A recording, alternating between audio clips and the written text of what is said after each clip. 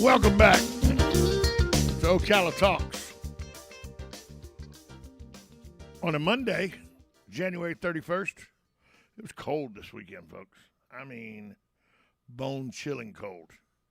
Hope everybody came through it okay. We'll talk to Caroline Baldwin, Master Gardener Caroline Baldwin, tomorrow about the effects of this weekend.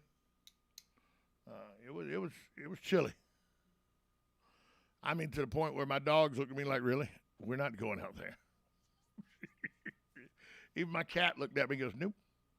Fur coat on, not going. She's an indoor-outdoor cat. We have a cat box for her just in case, but she's an indoor-outdoor cat. Not this weekend. Cat box was used to its fullest extent.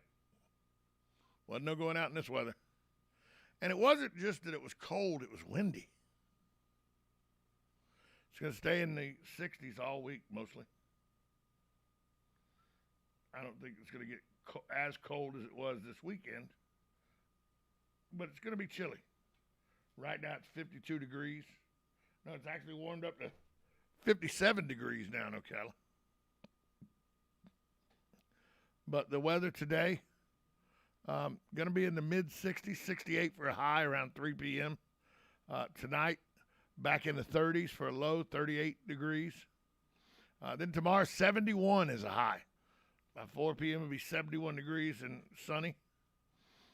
Wednesday, Tuesday night, it'll be in the 50s. 49 is the low.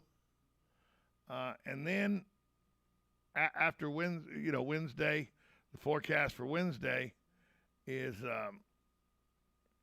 let me get there. The 10-day, I don't know why it won't show. Here we go.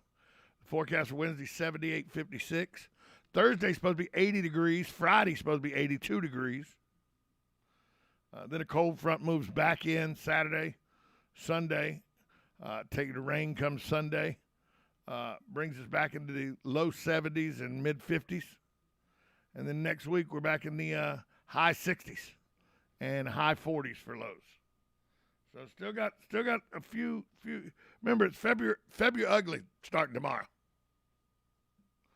February is usually our worst month weather-wise, and February starts tomorrow. One of the coldest days I've ever experienced in Ocala, 19 degrees, happened in February. It's probably 6 years ago, 5 years ago. Happened in February. So we're not out of this cold snap this weekend. It was just one. It was the first bad one of the year. But there's probably one or two more along the way still to go in February. And then in March, it'll start warming up. And, sometimes in March it's 50 degrees. Sometimes in March it's 90 degrees. And then April will get here to be summertime again until January of next year. It's one of the advantages or disadvantages to living in Florida, however you seem to look at it. In a story I saw about somebody I don't know anything about, but I just wanted to bring it up because it is election time. We have an election in November, elect governors, midterm House of Representatives, senators. Well, Lynette Taddeo launches a 67-county campaign for Florida governor, going to do it with a RV tour. She's from Miami. She's got a 1,000-mile road trip planned in a Winnebago. She started it Saturday to draw attention to her campaign for Florida governor. Her starting point, right outside the governor's mansion, Tallahassee. With her I Believe RV tour, the Miami Democrat said she intends to visit all 67 counties by Memorial Day to introduce herself.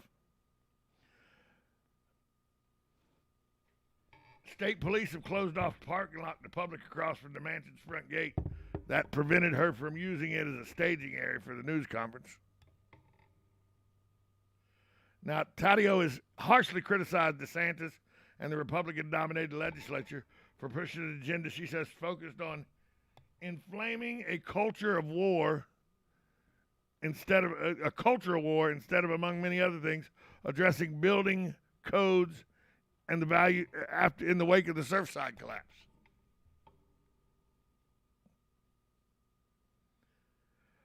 Now, the Fort Lauderdale newspaper kind of dropped the ball on this one.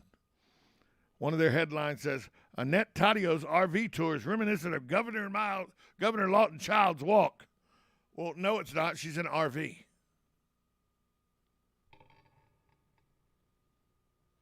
Walking Lawton walked. But this is just a way that she's trying to get her name out there, get more known by people that don't know her. She's senator from Miami. Good for her. I'll be interested if it, where it stops in Marion County. She says she's going to visit all 67 counties. I'd be very interested to see where she stops for her tour and, stump speech in Marion County. Not a large pocket of Democrats in Marion County. I mean, there are thousands of Democrats in Marion County. I do know that, but it is it's predominantly a Republican county. But I'm interested to hear what she has to say. Because the one thing I know, our day-to-day lives are affected more by your local city councils, your local county commissions, and your local state government, much more than it's affected by what's going on in Washington, D.C. You can say that's not fact, but you're wrong. It's fact. Your day-to-day life is impacted more on ordinances and county commission meeting, the ordinances they pass in city halls and county commissions, and what the state legislature passes. Your life is affected, your day-to-day life is affected much more by those bodies than by what happens in Washington, D.C.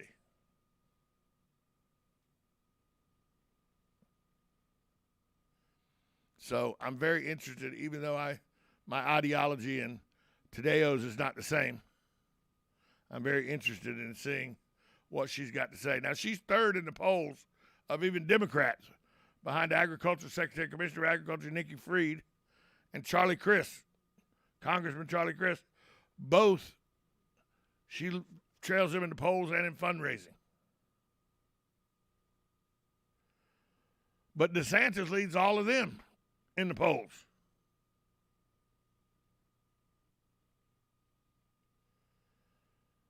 But fourth place right now, this early in election season, you can move up. I just think that, I want to hear what you got to say. Well-rounded decision-making. I'm all about finding out what you got to say. I one time took the 12-week class with two elders from the Church of Jesus Christ of Latter-day Saints because I was interested in it, wanted to learn about it. Took the 12-week class where they came to my house.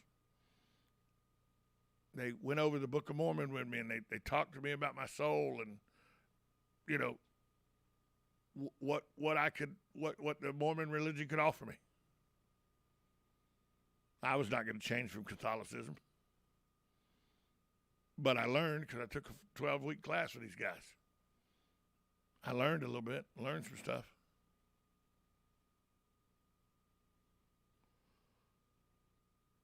Well, that's what I would do with her. I want to see what she's about, what she's talking about.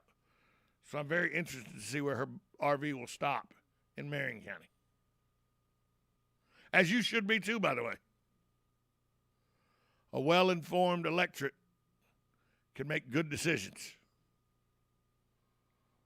Like the decision I'm about to make to take a break to pay some bills. We'll be back after this timeout. You're listening to 1370 AM, 96.3 FM, WOCA. The Source. Tick-tock. The days fly by, and we find tax season is upon us once again. Not to worry, though. With a reputable CPA firm on your side, you can rest assured that all of your needs will be handled in a professional and thorough manner. Robson, Scribner, and Stewart is just that firm. They're there for their clients year-round, not just during tax season, to handle your needs and answer any questions you may encounter.